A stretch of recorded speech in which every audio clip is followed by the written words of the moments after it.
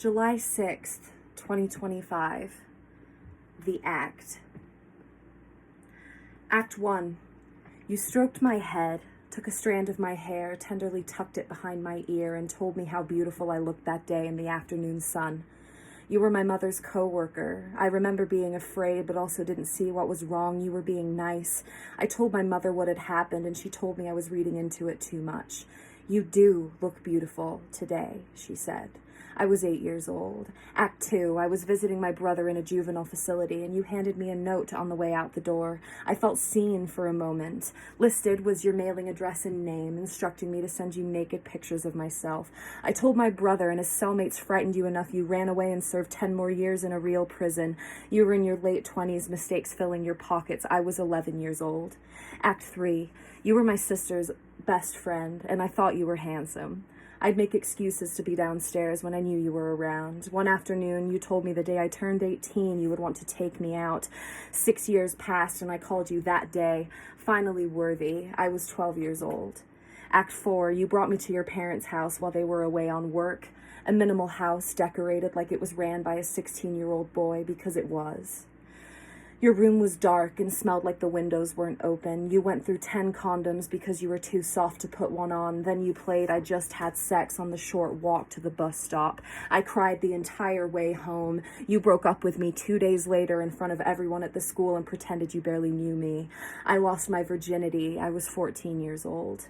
Act 5, Act 6, Act 7, Act 8, Act 9, it's all the same. Half-beaten memories of shirt colors and names I don't remember. I don't recall the sex, really, even when I thought I was there. It was always the moments before I remember most. The playful conversation and kindling of fire, the flashes of feeling chased, desired, and wanted by someone.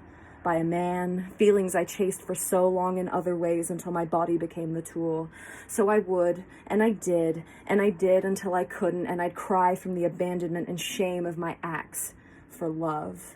My value diminished to that one girl at the park that would let me fuck her, but I know I'm not the only one. God, if I was 20 years younger, you are so mature for your age. I can't believe you're only 16. Act 10. I shared with you the amount of people I'd slept with.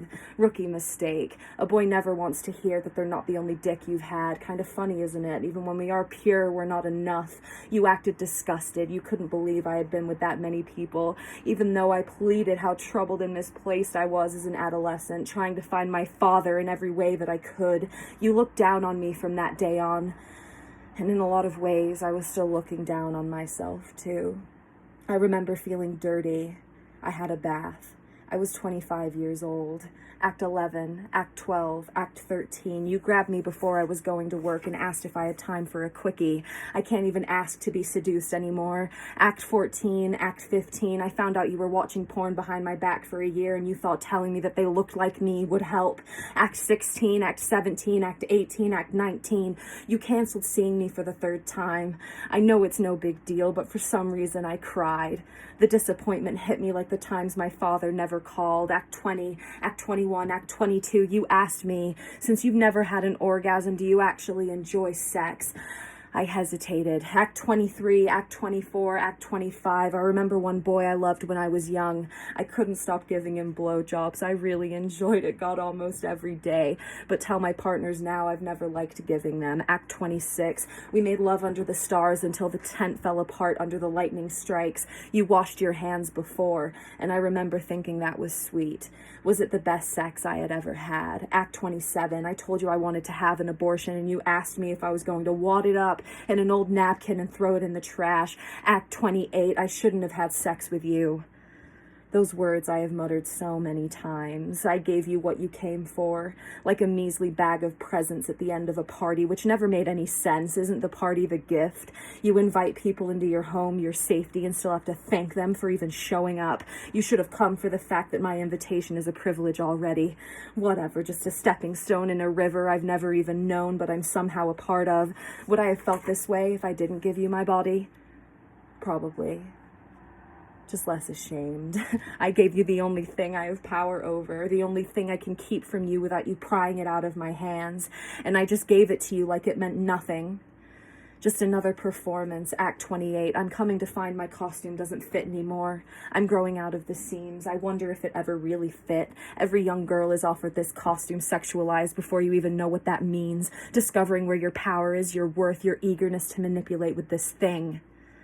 The act. I thought maybe you loved me.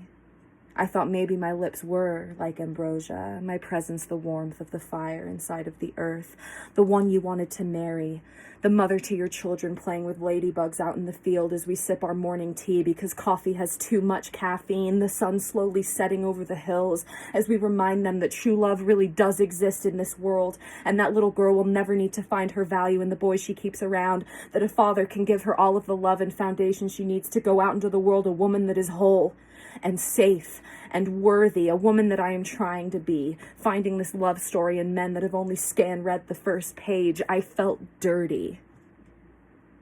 I went into the river. I am 26 years old.